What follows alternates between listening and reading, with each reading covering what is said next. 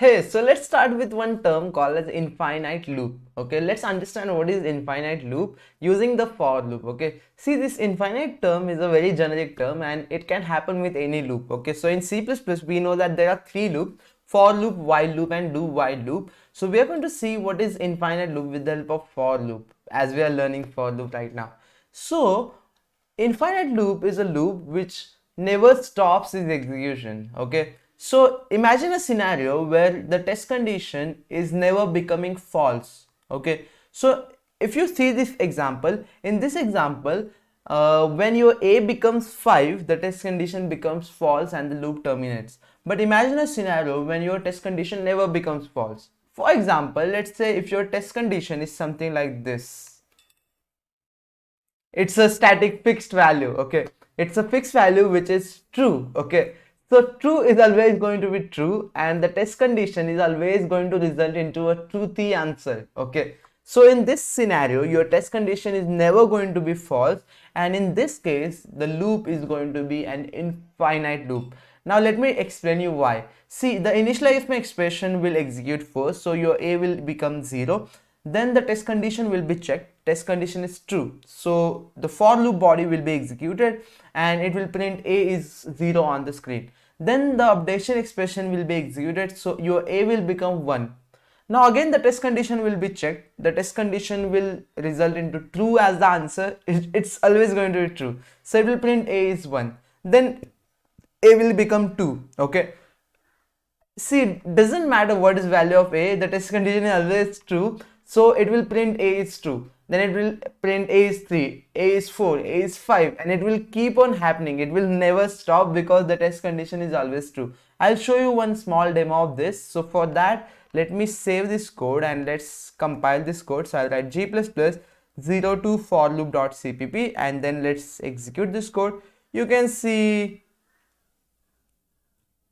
okay, I had to press Ctrl C button to stop this infinite execution, but yeah, you can see this is called as infinite loop. Okay, so when your test condition is never going to stop, when your test condition is never going to return you false as the answer, then the loop becomes an infinite loop. See, in most of the cases infinite loops are of no use. Okay, you should not make a loop as infinite loop, but in some scenarios infinite loop can be helpful. Okay, so it depends on the scenario, but most of the times it's not going to be helpful. It's going to cause an issue, it's going to cause problems in your code if by mistakenly some loops becomes an infinite loop. Okay, so you should always make sure that after some point of time the test condition that you are writing is going to result into false. Okay, you have to make sure that. Okay, so let's replace this test condition with some proper test condition. Let's say a less than 2, something like this. Okay, so now if I compile the code once again, let me clear the terminal and let's run it. You can see we are getting a is 0 and a is 1 as the output. So in this case our code is executing properly. Okay, because the test condition is going to stop after some point. Okay, so this is one thing that we learn: infinite loop. What is an infinite loop? Now I have to tell you one more thing about the syntax of the for loop. See, in for loop syntax we know that in for loop header we are writing three expressions: initialization, then test condition, and then updation expression. But there is one question which is very frequently asked in the MCQs or sometimes in the interviews of some small scale companies as well. So is it compulsory to write all these expressions in syntax of the for loop? Can we skip some of the expressions, or it's compulsory to write all of them? Okay, so the answer of this question is it is not compulsory to write all the expressions in the syntax of the for loop header. You can skip all the expressions, you can skip few of the expressions depending on your need or depending on your preferences. So I'm going to demonstrate that to you. Let's say this is the initialization. Okay, let's say you don't want to write this initialization over here. So what I'll do is I'll cut this from here and then I'll write it over here, something like this. Let me restructure this code and I'll give semicolon here, over here.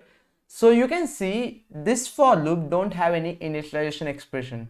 In this case you can see the initialization expression is missing, but still observe one thing, it still has this semicolon. Okay, so you can remove this initialization expression from for loop, but you still have to keep that semicolon. Okay, semicolons are very essential. You cannot skip them, you cannot remove them from the syntax, but you can remove the initialization expression. You can skip the initialization expression if you want. Okay, so in this case you can see what I have done is, instead of writing initialization of a to 0 inside the for loop header, what I'm doing is I'm writing the initialization of a above the for loop statement. Okay, you can see it over here. I'm writing initialization on line number 11, whereas the for loop header starts at line number 12. Okay, so you can remove the initialization from for loop header.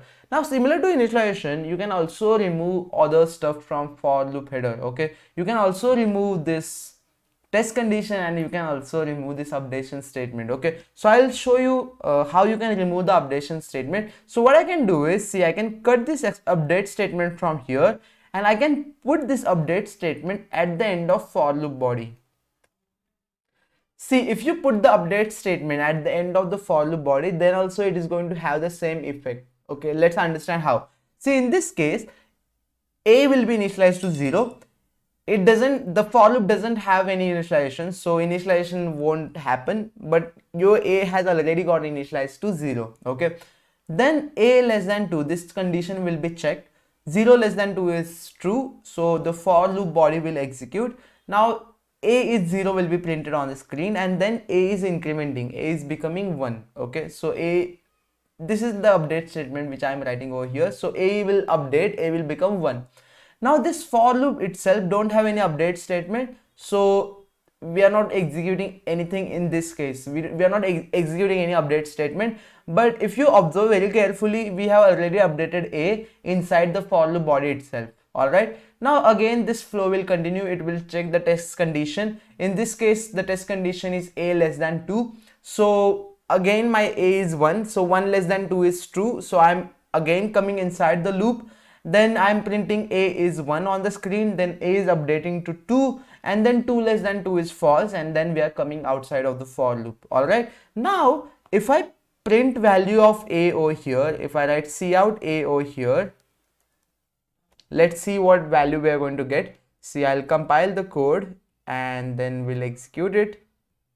You can see we are getting 2 as the output. Okay, why we are getting 2 as the output? Because in the last iteration value of a was 2. Okay, and then 2 less than 2 condition became false, and then we exited from the loop, and then the statement after the for loop body started execution, so it printed 2 on the screen because value of a was 2 in this case. Okay, so I hope you understood how you can remove the initialization statement from header of the for loop, how you can remove the updation statement from the header of the for loop. Now, in order to remove test condition from header of the for loop, we actually need support of few more concepts, okay, which we haven't learned so far. So for now, let's keep the test condition over here only. Okay, but just keep this thing in your mind that we can also remove test condition from here, and then the for loop header will look something like this. Okay, this is also feasible. We can also remove the test condition from here, and then after removing the test condition also we can make the loop